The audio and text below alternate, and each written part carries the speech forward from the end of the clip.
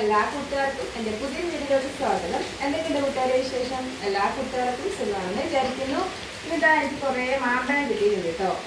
നല്ല മഴയൊക്കെ അല്ലേ, അപ്പോൾ ഇതുകൊണ്ട് ഞാൻ സ്ക്വാഷ് ഉണ്ടാക്കാമെന്ന് വെച്ചിട്ടാണ്. ഇതാ നല്ല പഴുത്ത മാങ്ങയിൽ നമുക്കിതിൽ നിന്ന് തോലൊക്കെ കളഞ്ഞ് അതിൻ്റെ പഴുപ്പ് മാത്രം എടുക്കാം.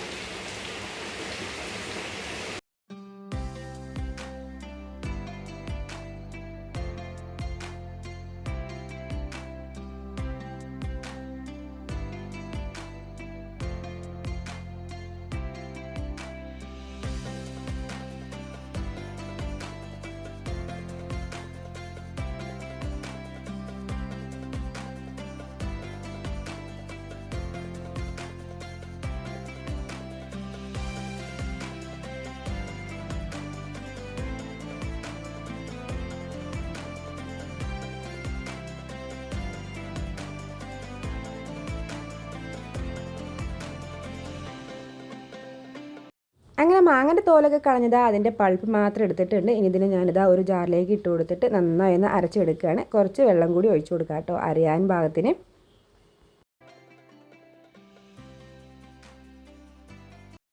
അങ്ങനെ മാങ്ങനൊക്കെ ഇതാ നന്നായി അരച്ചെടുത്തിട്ടുണ്ട്. ഇനി ഇതിനെ നമുക്കൊന്ന് അരിച്ചെടുക്കണം.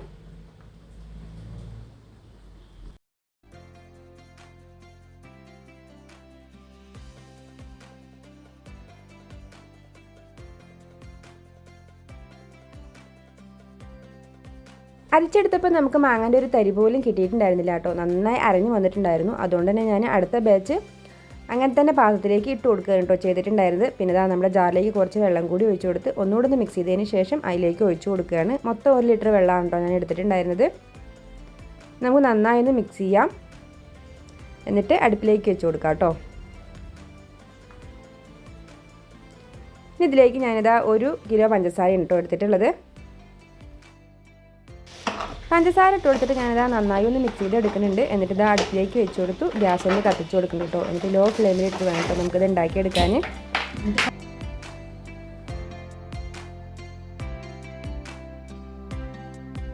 എന്നിട്ട് നമുക്ക് കൈ എടുക്കാതെ ഇതുപോലെ ഒന്ന് ഇളക്കി കൊടുക്കാം കേട്ടോ.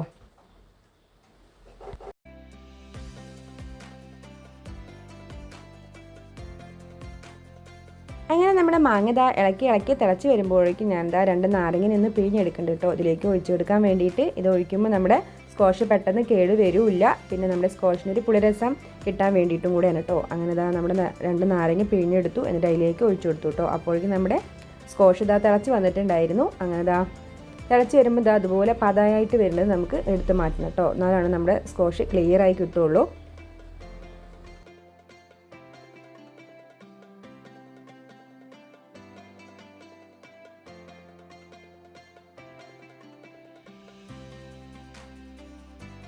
അങ്ങനെ ഒരു അരമണിക്കൂറിന് ശേഷം നമ്മുടെ സ്ക്വാഷൊക്കെ ഇതാ നന്നായി തിളച്ച് കുറുകി വന്നിട്ടുണ്ട്. റെഡിയായി നോക്കാൻ വേണ്ടിയിട്ട് ഞാനിതാ ഒരു പ്ലേറ്റിലേക്ക് ഒഴിച്ചു കൊടുത്ത് നോക്കിയതാണ് കേട്ടോ. അങ്ങനെ നമ്മുടെ സ്ക്വാഷൊക്കെ ഇതാ കട്ടായി വന്നിട്ടുണ്ടായിരുന്നു. നല്ല ടേസ്റ്റ് ഉണ്ടായിരുന്നു കേട്ടോ. പിന്നെ ഇതാ ഗ്യാസൊക്കെ ഓഫ് ചെയ്ത് വെച്ചിട്ടുണ്ട്.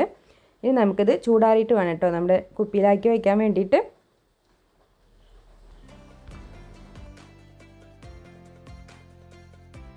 അങ്ങനെ കുറേ സമയത്തിനുള്ളിൽ നമ്മുടെ സ്ക്വാഷൊക്കെ ഇതാ നന്നായി തണുത്ത് വന്നിട്ടുണ്ട്. ഇനി നമുക്കിതിനെ ഒരു കുപ്പിയിലാക്കി വെക്കാം.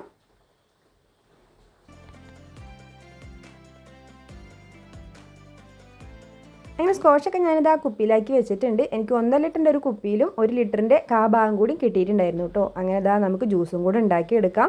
പിറ്റേ ദിവസമാണ് കേട്ടോ ഞാൻ ജ്യൂസ് ഉണ്ടാക്കുന്നത്. നമ്മൾ ജ്യൂസ് ഉണ്ടാക്കി വെക്കുമ്പോഴേക്കും സമയം 10-10:30 ആയിട്ടുണ്ടായിരുന്നു കേട്ടോ. പിന്നെ നമ്മൾ ഇതും കൂടി വീഡിയോ എടുക്കാനുള്ള സമയം ഉണ്ടായിരുന്നില്ല. പിന്നെ പിറ്റേ ദിവസം ഞാനിതാ ഒരു ഗ്ലാസ്സിലോട്ട് ഭാഗമാണ് കേട്ടോ നമ്മൾ സ്ക്വാഷ് ഒഴിച്ചു കൊടുക്കണുള്ളൂ. എന്നിട്ട് നല്ല തണുത്ത വെള്ളമാണ് കേട്ടോ ഒഴിച്ചു കൊടുക്കുന്നത്. നിങ്ങൾക്ക് ഐസ് ക്യൂബ് വേണമെങ്കിൽ ഐസ് ക്യൂബ് ഇട്ട് കൊടുക്കാം. ഇപ്പോൾ ഇവിടെ നല്ല മഴയാണ് കേട്ടോ. അതുകൊണ്ട് ഐസ് ക്യൂബൊന്നും ഞാൻ ഇട്ട് കൊടുത്തിട്ടില്ല. നല്ല തണുത്ത വെള്ളം ഒഴിച്ചു കൊടുത്തു. തണുത്ത വെള്ളം ഒഴിച്ചു കൊടുക്കാണ്ട് നമ്മുടെ ജ്യൂസ് ആവില്ലല്ലോ. നല്ല തണുത്തിരിക്കുമ്പോഴല്ലേ ഇത് നല്ല ടേസ്റ്റ് ഉണ്ടാവുള്ളൂ. അങ്ങനെ അതാ ഒരു സ്പൂൺ വെച്ചിട്ട് നന്നായി ഒന്ന് മിക്സ് ചെയ്തതിന് ശേഷം നമ്മൾ കുടിക്കാൻ കേട്ടോ. നല്ല അടിപൊളി ആയിട്ടുണ്ടായിരുന്നു. നിങ്ങൾ ഇതുപോലൊക്കെ ഒന്ന് ഉണ്ടാക്കി നോക്കി. അപ്പോൾ അത്രയൊക്കെ കേട്ടോ എന്നത്തെ വീഡിയോ. നിങ്ങൾക്ക് എൻ്റെ വീഡിയോ ഇഷ്ടമാകുകയാണെങ്കിൽ എല്ലാ കൂട്ടുകാരും സപ്പോർട്ട് ചെയ്യണം കേട്ടോ. അപ്പോൾ അടുത്തൊരു വീഡിയോ ഞാൻ ഇവരെ എല്ലാ കൂട്ടുകാർക്കും ബൈ. അസ്സലാമു അലൈക്കും.